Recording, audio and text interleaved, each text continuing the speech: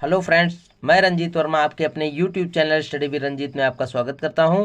Friends, मैं अपने इस वीडियो में आपको समाजशास्त्र प्रथम से चयनित किए हुए उन्हीं प्रश्नों को पढ़ाऊंगा जो कि आपकी लगातार परीक्षा में कई बार रिपीट हुए हैं। तो बच्चों, ये प्रश्न आपके संपूर्ण पाठ्यक्रम से मैंने छांट कर लिखा है और ये प्रश्न आपकी आगामी आने वाली परीक्षा की दृष्टि से बहुत ही महत्वपूर्ण है। तो बच्चों, हम देखते हैं समाजशास्त्र प्रथम के संपूर्ण पाठ्यक्रम से छांटे हुए कुछ महत्वपूर्ण प्रश्नोत्तर। बच्चों, हमारा पहला प्रश्न है कि स्ववाचन किसे कहते हैं। स्ववाचन किसे कहते हैं, ये बच्चों बहुत ही महत्वपूर्ण है, कई बार रिपीट हुआ है परीक्षा में।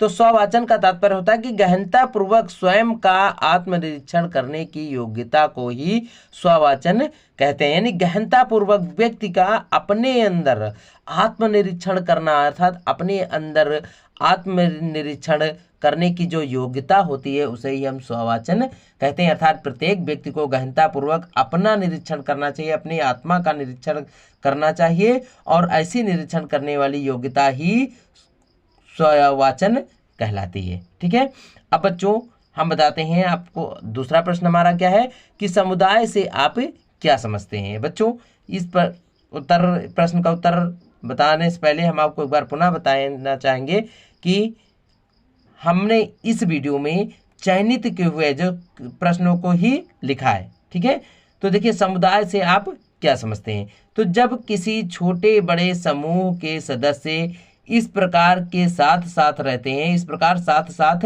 रहते हैं कि उनका रहना किसी विशेष प्रयोजन या स्वार्थ से न होकर सामान्य जीवन के कारण होता है, ऐसे समूह को हम समुदाय कहते हैं। ठीक है, जब कोई छोटे बड़े समूह यानी व्यक्तियों का कोई भी समूह हो, चाहे वो छोटा समूह हो या बड़ा समूह हो, उसके सदस्य इस प्रकार एक साथ रहते हैं, यानी समूह के जो सदस्य होते हैं इस प्रकार साथ ही साथ रहते हैं कि उनका रहना किसी विशेष प्रयोजन अथवा अर्थ ना होकर के, यानी उन व्यक्तियों का समूह का जो कह सकते हैं प्रयोजन होता है वह विशेष स्वार्थ से ना होकर के सामान्य जीवन के कारण होता है। तो व्यक्ति के ऐसे ही समूह को हम समुदाय कहते हैं। ठीक है, जिसका कोई निश्चित लक्ष्य अथवा उद्देश्य नहीं होता है। अब बच्चों हम देखते हैं हमारा अगला प्रश्न जो कि बहुत ही महत्वपूर्ण है, समुदाय की प्रमुख विशेषताएं लिखिए। तो समुदाय की प्रमुख विशेषताएं निम्नलिखित है। नंबर 1, निश्चित भूभाग। देखिए, जो समुदाय होता है उसका जो भूभाग होता है वो निश्चित होता है। ठीक है, समुदाय का जो भूभाग होता है वो निश्चित होता है। ठीक है, और दूसरा है व्यक्तियों का समूह। ठीक है, तो समुदाय का भूभाग निश्चित होता है और एक व्यक्तियों का समूह होता है। ठीक, व्यक्तियों का समूह। और तीसरा है सामुदायिक भावना, यानी समुदाय के सदस्यों के बीच में सामुदायिक भावना का होना आवश्यक होता है। चौथा है विशिष्ट नाम, यानी समुदाय के लोगों का एक यानी समुदाय का एक विशिष्ट नाम होता है। और स्वतः विकास, यानी समुदाय का जो विकास होता है बच्चों वह स्वतः हो जाता है और व्यापक उद्देश्य से। ठीक है, अगला नंबर है समुदाय के लोगों का जो उद्देश्य होता है वो बहुत ही व्यापक होता है और इसकी सदस्यता जो होती है अनिवार्य होती है, यानी समुदाय की सदस्यता अनिवार्य होती है और समुदाय में स्थायीपन पाया जाता है। ठीक है, तो बच्चों समुदाय की प्रमुख विशेषताएं निम्नलिखित हैं। अब आगे बच्चों देखते हैं हमारा अगला प्रश्न है कि समूह की विशेषताएं लिखिए। समूह की विशेषताएं, तो समूह की विशेषताएं निम्नलिखित हैं। नंबर 1, से अधिक सदस्यों की बहुलता ही समूह कहलाती है, यानी एक से अधिक सदस्यों की जहां संख्या हो वही समूह कहलाता है। समूह में संपर्क और अंतःक्रिया पाई जाती है, यानी समूह के व्यक्तियों के बीच में संपर्क और उनके बीच में अंतःक्रिया का होना अनिवार्य होता है।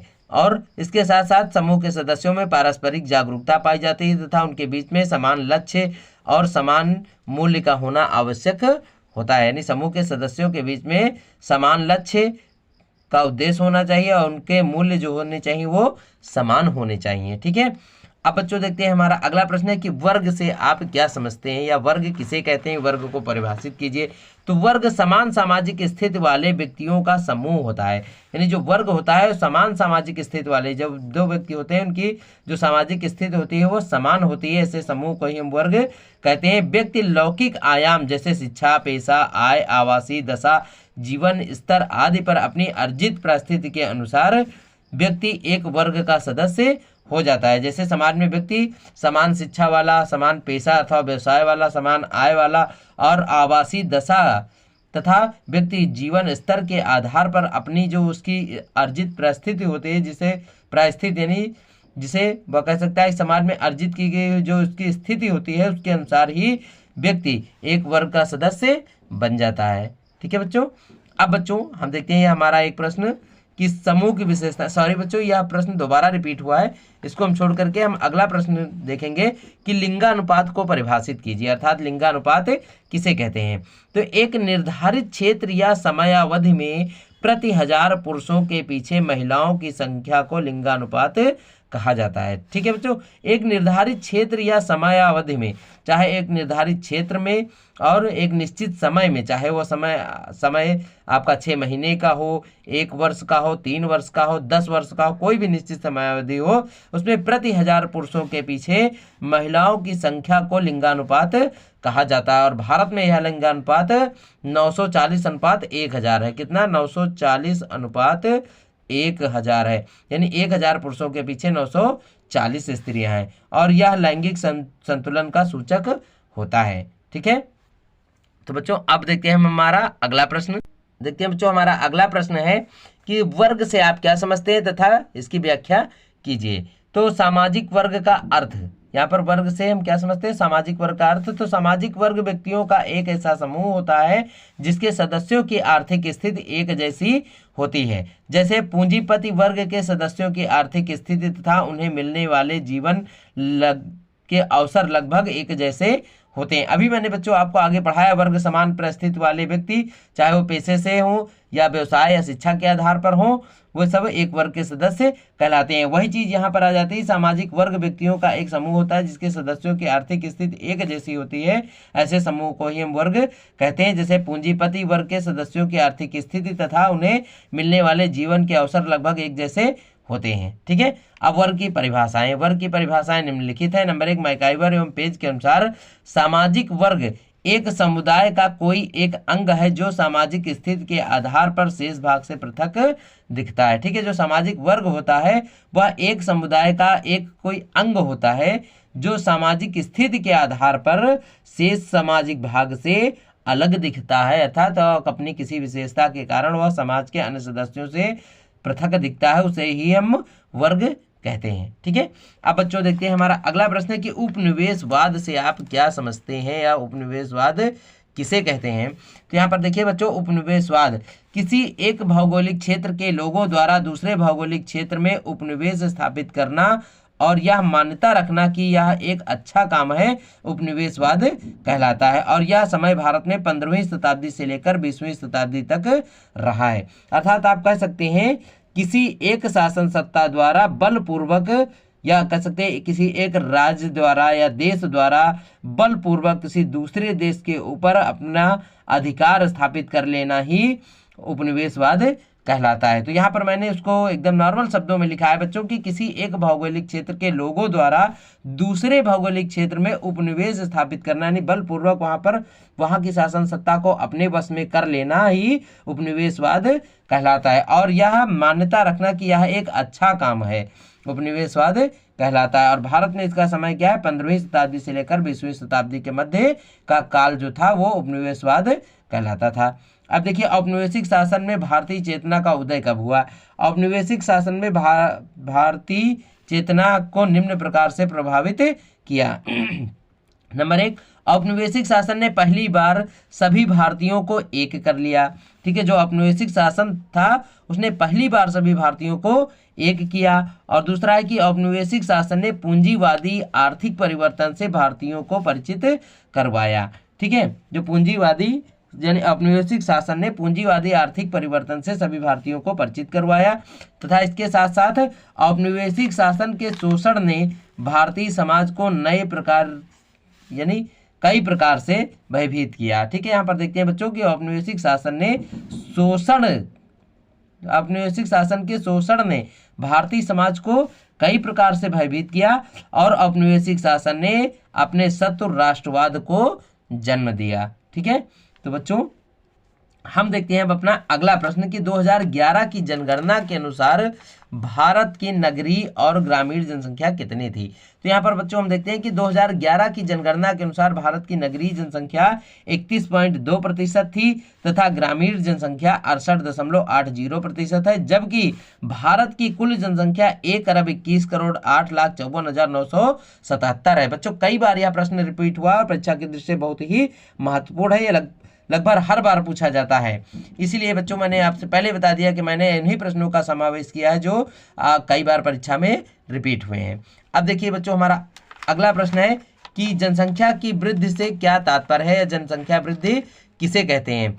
तो किसी राज्य अथवा देश में किसी निश्चित काल जैसे 6 माह, 1 वर्ष, 10 वर्ष, 3 वर्ष जो भी हो में होने वाले व्यक्तियों की संख्या में वृद्धि को ही जनसंख्या वृद्धि कहते हैं। और भारत में इसके आंकड़े का पता लगाने के लिए प्रत्येक 10 वर्ष में जनगणना करवाई जाती है। ठीक है, तो किसी राज्य अथवा देश में किसी निश्चित काल में अर्थात कोई निश्चित समय में होने वाले व्यक्तियों की संख्या में वृद्धि को ही जनसंख्या वृद्धि कहा जाता है।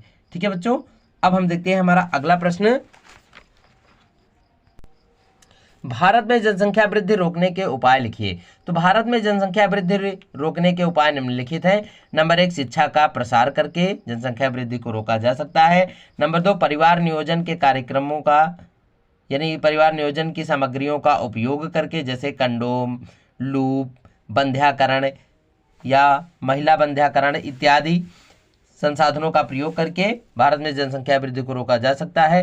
फिर अगला पॉइंट है विवाह की आयु में वृद्धि करके यानी विवाह की जो आयु है उसमें वृद्धि करके भी भारत में जनसंख्या वृद्धि को रोका जा सकता है। सीमित संतानोत्पत्ति यानी बढ़ती हुई जनसंख्या पर प्रतिबंध लगा करके जनसंख्या वृद्धि को रोका जा सकता है।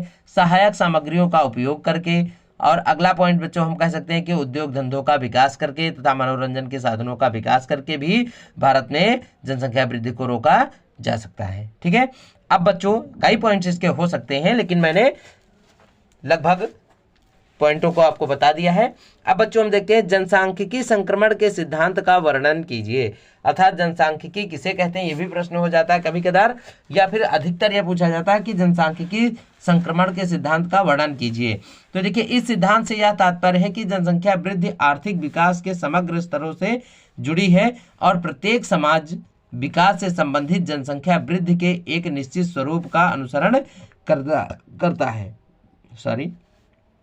जनसंख्या वृद्धि के 3 चरण होते हैं। ठीक है, जनसंख्या वृद्धि के कितने चरण होते हैं ये पूछा जाता है कि जनसंख्या वृद्धि कितने चरणों में होती है। तो जनसंख्या वृद्धि के 3 चरण होते हैं।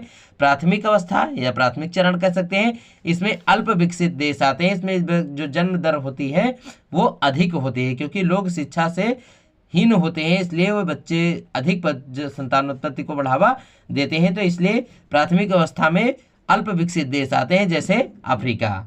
ठीक है, और द्वितीयक अवस्था होती है इसकी द्वितीयक अवस्था, इसमें विकासशील देश आते हैं और ये जनसंख्या वृद्धि के कारण अल्प विकसित से विकसित की ओर बढ़ते हैं जैसे भारत और पाकिस्तान। यानी ऐसे देश ये जो विकासशील अर्थात विकास की ओर बढ़ रहे हैं ये जनसंख्या वृद्धि के कारण, तीव्र जनसंख्या वृद्धि के कारण अल्प विकसित से विकसित देश की ओर बढ़ते हैं जैसे पाकिस्तान और भारत। ठीक है, और तृतीय अवस्था होती है अर्थात तीसरी अवस्था जो होती है इसमें विकसित देश आते हैं जैसे ब्रिटेन और अमेरिका। ठीक है, तो ये जनसंख्या वृद्धि के 3 प्रमुख अवस्थाएं हैं। ठीक है बच्चों, और हमारा इस वीडियो का अंतिम प्रश्न जो कि बहुत ही महत्वपूर्ण है, कई बार परीक्षा में रिपीट हुआ है। ठीक है, देखते हैं बच्चों, भारत में तीव्र जनसंख्या वृद्धि के कारणों का उल्लेख कीजिए। नहीं, भारत में तीव्र जनसंख्या वृद्धि के क्या कारण हैं। तो भारत में तीव्र जनसंख्या वृद्धि के कारणों का उल्लेख निम्नलिखित है। नंबर 1, मृत्यु दर में कमी, यानी मृत्यु दर में कमी होने के कारण भी जनसंख्या वृद्धि बढ़ती जा रही। दूसरा है बाल विवाह, यानी बाल विवाह, भारत में बाल विवाह का प्रचलन है जिसके कारण जो लड़कियां होती हैं भारत में वो गर्म जलवायु के कारण कम उम्र में ही संतान उत्पन्न करने में परिपक्व हो जाती हैं, इसलिए बाल विवाह के कारण बहुत अधिक जनसंख्या वृद्धि हो जाती है। अशिक्षा एवं अज्ञानता के कारण भी भारत में तीव्र जनसंख्या वृद्धि होती है। जीवन प्रत्याशा में वृद्धि के कारण भी और जनसंख्या प्रवास के कारण भारत में तीव्र जनसंख्या वृद्धि होती है। तो बच्चों मैंने इस वीडियो में बहुत ही चयनित किए हुए जो कि प्रत्येक वर्ष परीक्षा में रिपीट होते हैं, ऐसे प्रश्नों का समायोजन किया है। बच्चों हम अपने इस वीडियो को यहीं पर विराम देते हैं और अगले वीडियो में फिर कुछ चयनित प्रश्नों के साथ पुनः उपस्थित होंगे। तब तक के लिए आपसे निवेदन है कि यदि अभी तक आपने हमारे चैनल को सब्सक्राइब नहीं किया है तो सब्सक्राइब करके बेल आइकन दबाना न भूलें तथा वीडियो को अधिक से अधिक लाइक करें और शेयर करें। धन्यवाद।